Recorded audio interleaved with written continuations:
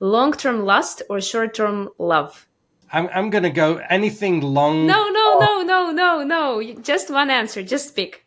No, that's the rules. Short-term love. Love over love. Which is stronger, love or hatred? Love. What's your favorite word?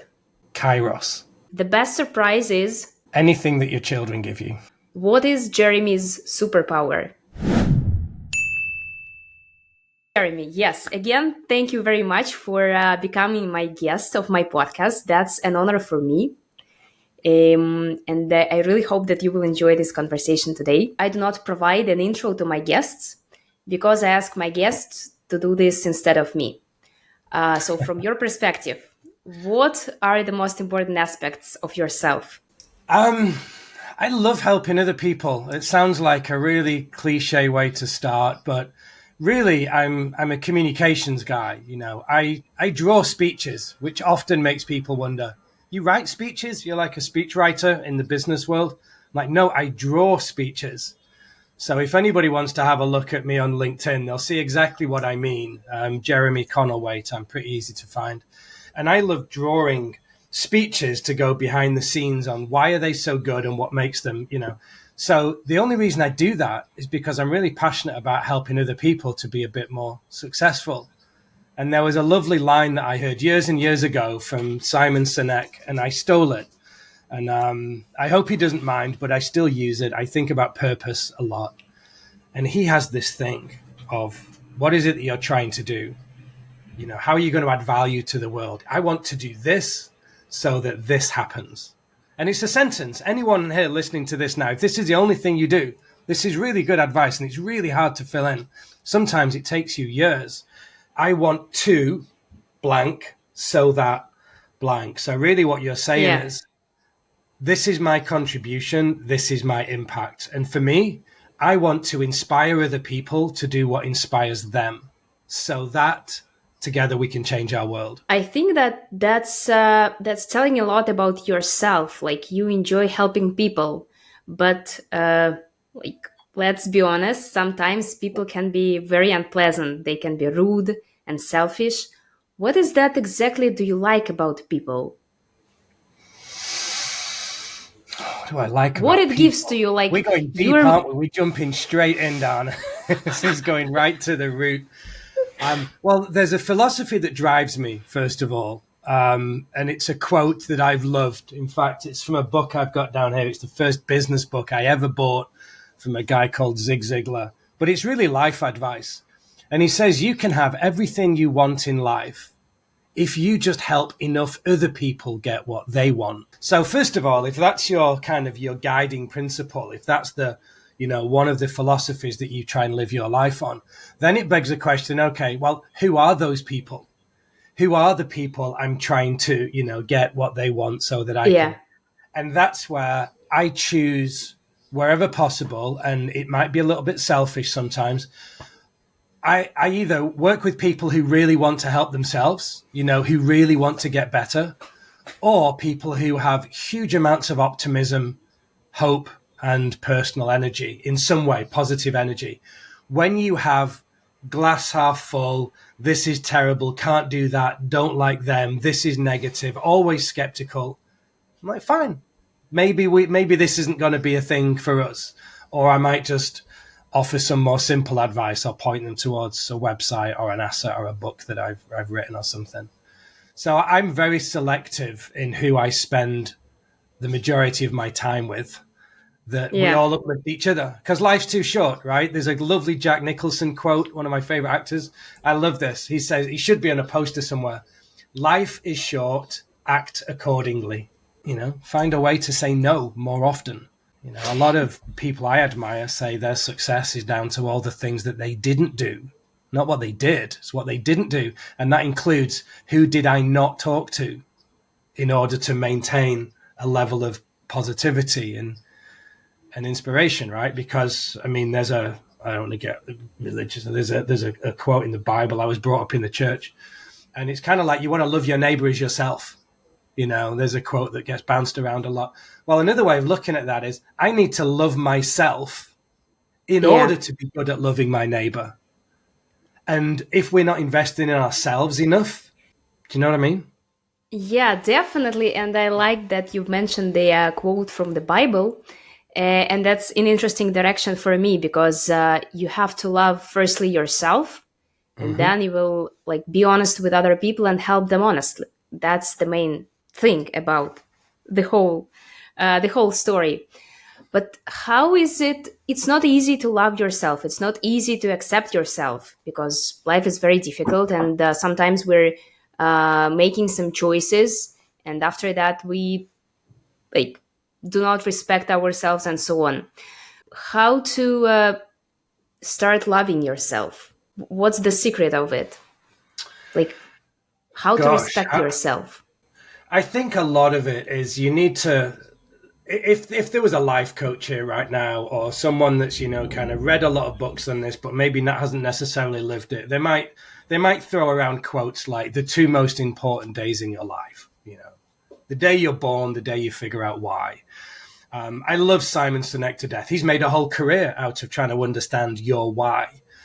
And that's why I love that too. So that statement that we just opened with. But for me, that doesn't go deep enough when you're trying to get to the core of what it is that you do and why you do it. And also, I've heard Simon do versions of that where he kind of believes it's almost like some spiritual epiphany that once you know your why, then a lot of other things fall into place and you only have one why and it doesn't change. Now, I don't agree with that, first of all. I think your why might change several times. I'm 51.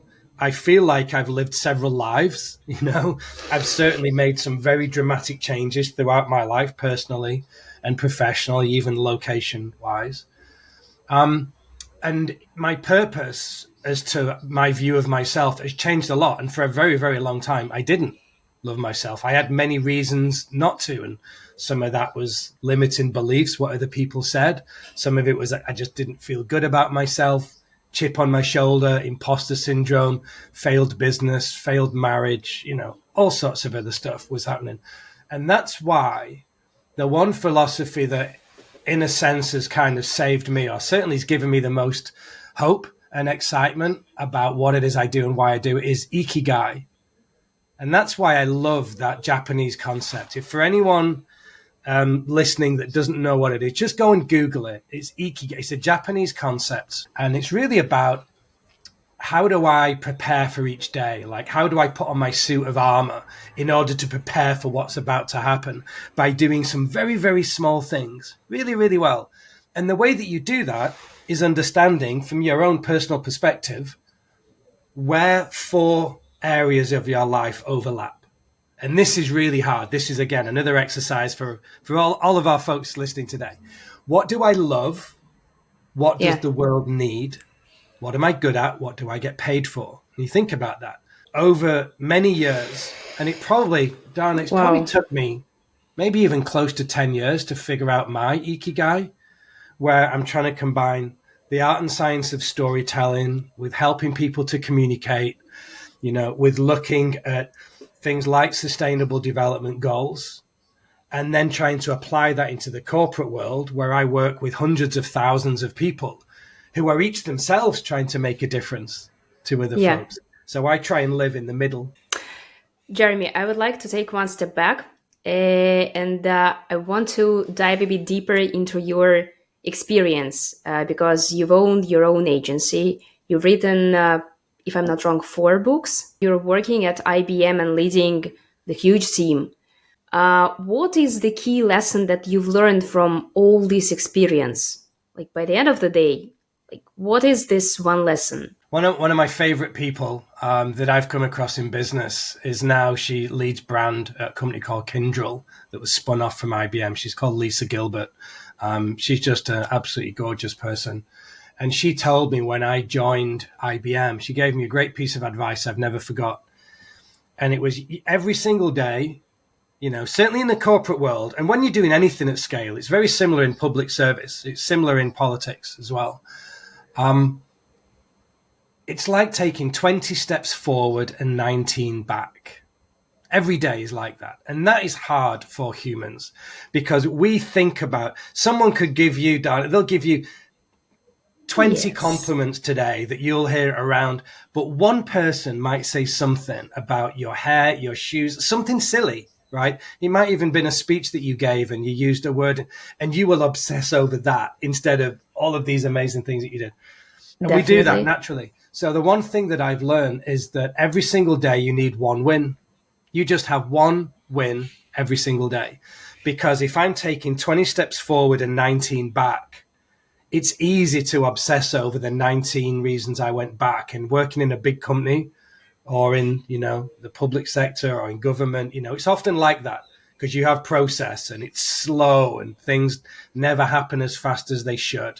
You have really good people making bad decisions, good intentions, but really bad, stupid decisions sometimes. And you just got to deal with that. But if you track one win every day, and I have a little notebook down here, it's called little 5-minute journal. And every Okay. single day, I just keep track of my one win. And I just look back Wow. over weeks, months, years, especially if I'm feeling down or it's like, oh, this is so hard. I'm not making a difference. I've not done anything. I look back through those little one wins and it's like, wow, actually, when I think about it, like you just said, take a step back, we've actually achieved quite a lot. This is pretty awesome. When did you get to this idea? Because what we see on LinkedIn is that you're super successful, is that you never doubt or you've never done any mistakes. That's the beautiful picture that we see. So in the last, like I said, I'm 51, and in the last 8 years, I've only been so not that long. I mean, I was an evangelist at Salesforce. I was in a plane almost every week. I was doing hundreds of keynotes a year. I don't think I'm a great speaker or presenter. I prefer being behind the scenes, helping other people do stuff. But a little bit of imposter syndrome, but traveling around, kind of talking a lot, but still in the middle of that, I was trying to figure out what to do. And I felt an imposter at the very beginning. I was helping with strategy on their marketing cloud, multi-billion-dollar business, right? And I didn't know the first thing about email marketing when I joined. I'm like, oh, wow, I don't know what I'm doing. I need to learn email. I felt like everybody else knew stuff I didn't. So I'm constantly trying to learn. I talked to my wife about this a lot because of a lot of the failures that I've had. And whether it's been imposter syndrome or a little bit of a chip in my shoulder, I never went to university, which is unusual for someone that's in my position that, Wow. that leads the type of things that I do. Because normally you've gone to university, you've done a master's, you might even have a PhD, you might have a second degree, and you've probably got an MBA, not just from any business school, but from one of the top 5, right, business schools. And people care about what that school is. I don't have any of that. Now, on the plus side, that allows me to think differently because I don't know what I don't know. But on the negative side, I'm constantly questioning anything because I'm trying to help just these brilliantly smart people with all sorts of academic qualifications, like thinking, who are you to take any kind of advice from me? It's like, why should you, listen to me? And I think the secret is, if I was to go back, I think I would have gone to university. I would have loved to have gone for the network and the people that I would have, met. I Yeah. wouldn't complain about losing 10 years of my life and a lot of the other things that have happened. But what not going to university allowed me to do was be obsessive over learning. So that's allowed me to accelerate my career and to change and pivot regularly because I never stopped learning. That's the thing. Jeremy, but it means that you're super self motivated, and not lots of people can say the same thing about themselves. How to motivate yourself on a daily basis? Like you're reading this, like several books per week. You continue learning how to do this. You need heightened levels of dopamine all the time. It's the secret ingredient of storytelling. Neil Gaiman, who's a wonderful author, a great writer that I really admire, he talks about in storytelling, there's only 4 words that really matter. It's and then what happened. Those 4 words, if your audience is thinking that, you're in a good place because they want to know what happened next, and then Yeah. what happened. But what's actually going on in their brain is that they've got heightened level of dopamine that makes them more aware, that motivates you to want to know, where does this story go? It captures my imagination. Now, the thing, when you're looking at motivation, I don't want to simplify the neuroscience of it, but a lot of it is connected to trying to self-motivate by seeking those heightened levels of dopamine. Now, I'm quite conscious of that just because of my ADHD brain. I have much lower levels of dopamine than a neurotypical brain, right? There's no Mm-hmm. such thing as normal. We'll say it's neurotypical. So I've got much lower levels. I cycle and I read a lot, but I'm always looking for a dopamine hit to try and get my motivation back up. Now, what is hard is that you are constantly trying to self-motivate, which if you spend a lot of time on your own, it can be emotionally exhausting. I might spend an hour on YouTube just searching for one line, one quote that somebody said, and I'm like, oh, wow, right now that's the thing that's going to go down in my notebook. And my dopamine hit has taken my brain somewhere else. Now I have this brilliant idea for something that's going to go on LinkedIn. That actually happened this morning. Another thing, I spend too much money on Amazon on books. These ones arrived today. These are How to Change Your Life, High Performance Lessons, and a High Performance Daily Journal. So this is Jake Humphrey and the guys at But you're reading paper books. You're not listening to Always. audiobooks because lots of people are currently like listening to everything. Why paper books? Why you're Because writing you can everything write in down? the columns. You can fold the Why? page over. There is a complete, it's not for everybody. Because some people will learn a lot more, visually from an audiobook or from, from having a digital book. I'm a very analog person, which is given that I work in a world of quantum and AI and hybrid clouding technology. I love analog as the contrast that helps my brain to fire differently. Because when everything is so technology based, for me, that can it almost dehumanizes. So the reason that I listen to vinyl records and not Spotify as much, the reason I have paper books, I've got a whole library here, folded over, highlighted, scribbled in the columns. I could do all of that digitally, much easier, a lot cheaper, much more Yeah. efficient. But it's not about being more efficient. It's about having a different experience with the way that you engage with the world. So I can receive more information and have a much higher level of retention if I read it in a book. The reason I draw presentations like my big one pages on LinkedIn, if I draw it, I remember it straight away.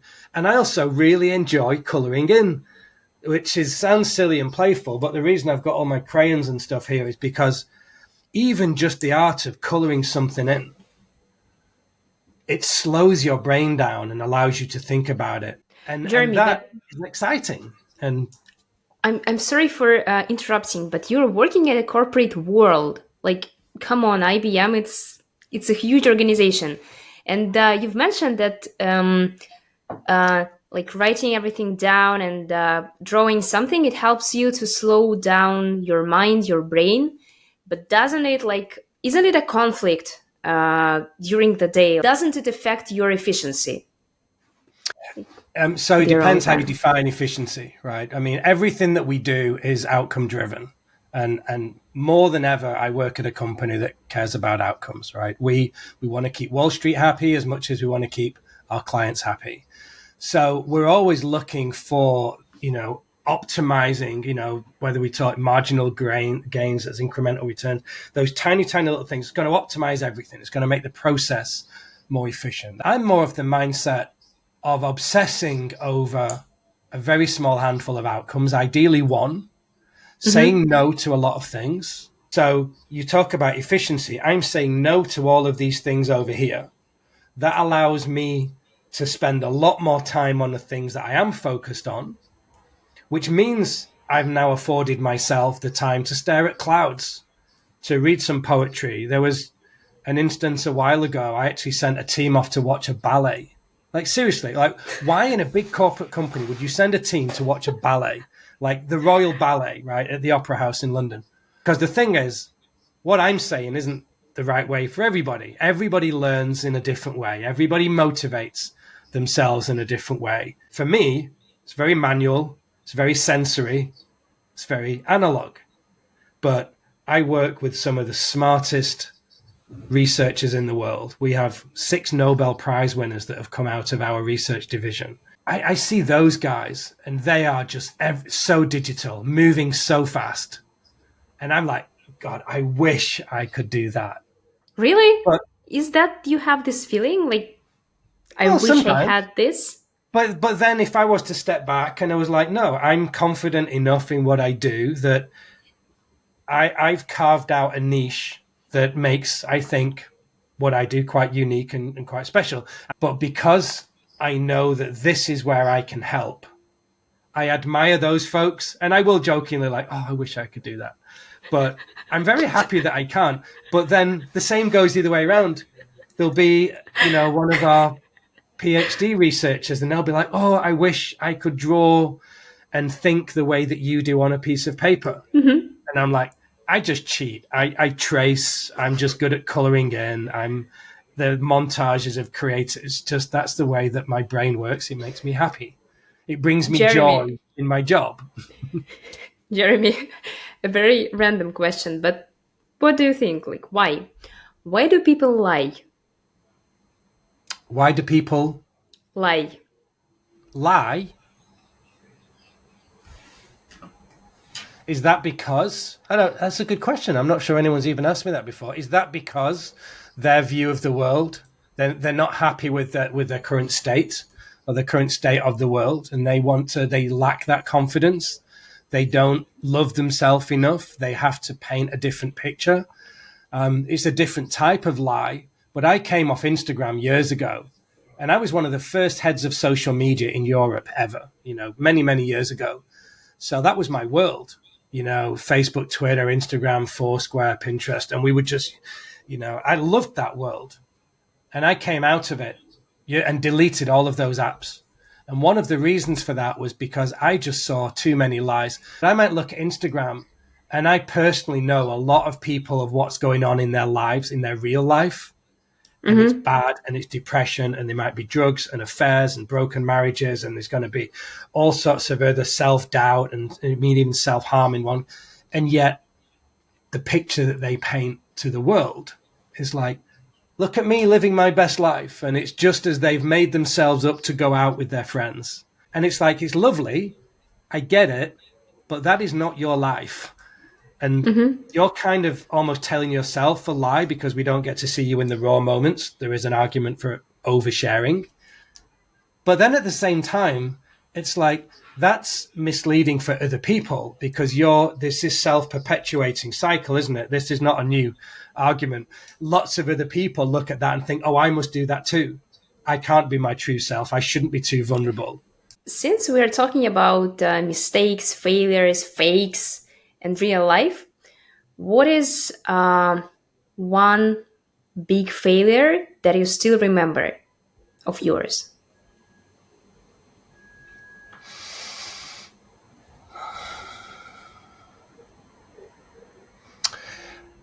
I had a business that went bankrupt quite spectacularly. I mean, proportionally for me at the time, many years ago. And I employed a bunch of my friends. So even though, that happens, and I got advice at the time, look, Jeremy, you take the money out first, you look after yourself, don't worry about anybody else. And I went out of my way, ended up losing my house, my car was repossessed. I remember it being dragged off lost everything. I had one £10 note left. I had £10. In fact, the only reason I had that was because my best friend had £20. He was going through some similar issues, ironically, at the same time. And we got £20 out of the ATM. It was the last bit of money we had in the world. He went inside to the petrol station, into the gas station, and asked, look, can you just give us two £10 notes for this £20? And then he gave me one of them. And I'm looking at that £10 note, trying to decide, do I put petrol in my car to drive to a meeting in the hope that I might win some business? right? In order to maybe get an advance on that money so that or do I buy some bread and milk so that I can have some tea and some toast and I can eat for the next 2 weeks? And in the middle of, so first of all, I understand what it's like to face that type of failure when you've got absolutely nothing. Now, would I do anything differently again? I probably would have folded the business sooner when my business partner disappeared very suddenly and I tried to carry it on. It meant that I was doing some operational stuff in the business that I wasn't skilled or equipped to do. At the time, I wasn't diagnosed with ADHD. I didn't know why I hate admin and the taxes, and I'll put everything off till the last minute until it's too late. And then I get in a hole. Then I've not got the business and the pipeline isn't coming in of the future sales.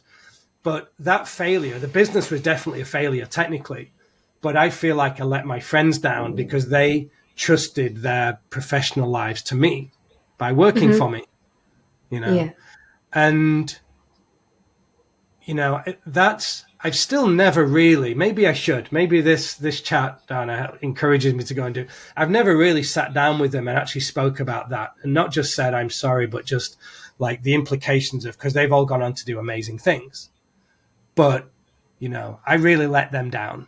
That was a big failure. I still don't know what I would have done differently, but for at least 5 years, I was in a pretty dark place. I had no idea what to do. And that was actually the start of my corporate career because I just wanted to get a real job, with a static monthly salary. And I just thought, I'm going to get a real job to earn a little bit of money so that I can get a house again. And then I'll go back and be an entrepreneur again and I'll try again. I'll build up another business. I ended up loving the corporate world so much, where there are a lot of people inside an organization with a common goal, that I was like, I can be an entrepreneur within a big company. That's a very difficult, I might imagine that was a very difficult period in your life. But what helped you survive, if you will? I think, well, psychologically, I think that there's two ways that you can look at it. And this is only my view. So I don't want anyone to, because a lot of people are struggling with far more than I ever went through. And there's obviously a complexity in the way that your brain processes dramatic events like that.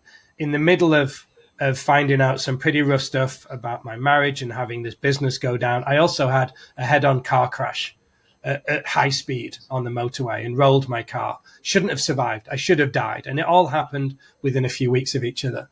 You look at that, and I still to this day don't know why this was my response, but you're either everything that you're going to go very dark very quickly, which is, and a lot of young men particularly really struggle with that. That's why I love organizations like Calm, and you see suicide rates. People just don't know how to cope.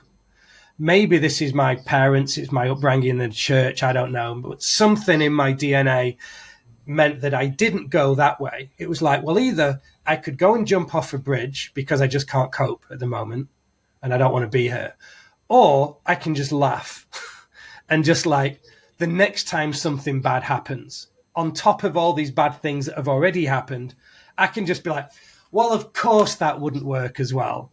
Of course they would leave me. Of course that money's not going to be there, and then my car breaks and my house falls. It's just like, and you have to laugh about it. And I started trying to see, it was almost like my response to bad things was, come on, what's next? Give me another bad thing. So it's very altruistic. I mean, it is a little bit of karma, and kind of, you just don't know the impact that you're going to have in the future. But yeah, just thinking about some of those kind of darker times. There was moments, of course, when I'm looking at some beautiful flowers or I'm going for a walk and seeing some amazing scene. And it's like, I should be super happy about what it is that I'm looking at. And I couldn't give a shit. It's really, really, really hard. You need good people around you. It wasn't because of what I did. It was because I was just lucky enough to have some good folks around me that wanted nothing in return. You know, in the Christian world, they might call it agape.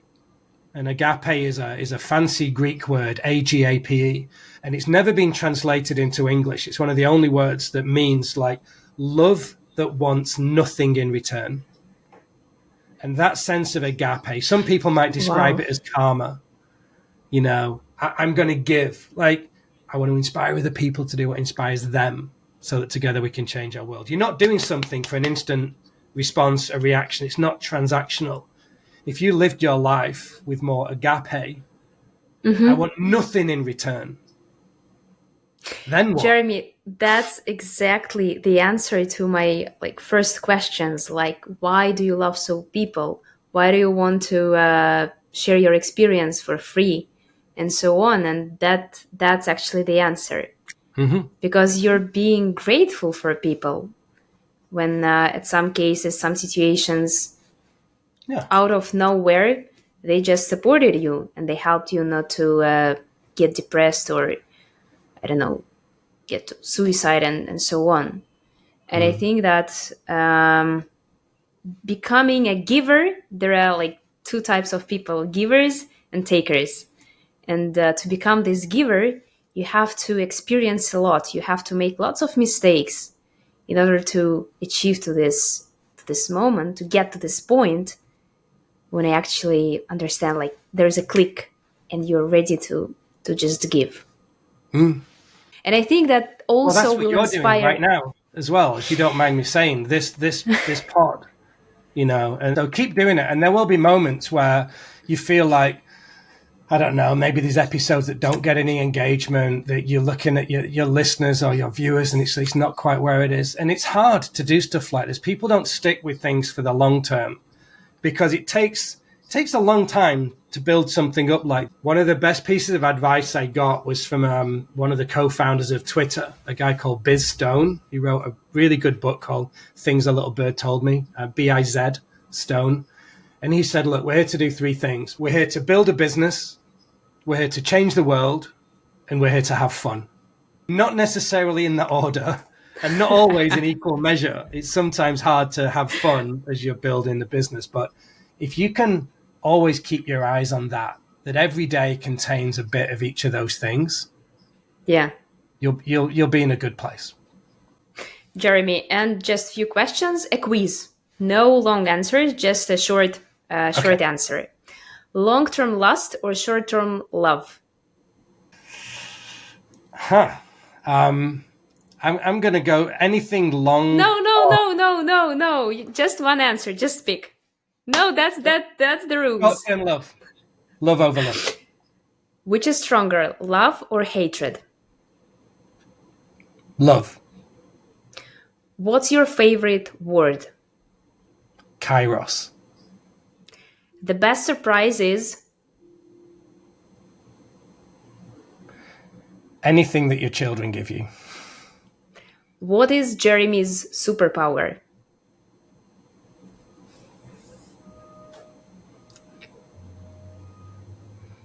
Helping to inspire other people. I love it. This was so That's fun. gonna Sorry, be I'm really bad at amazing. short answers, aren't I?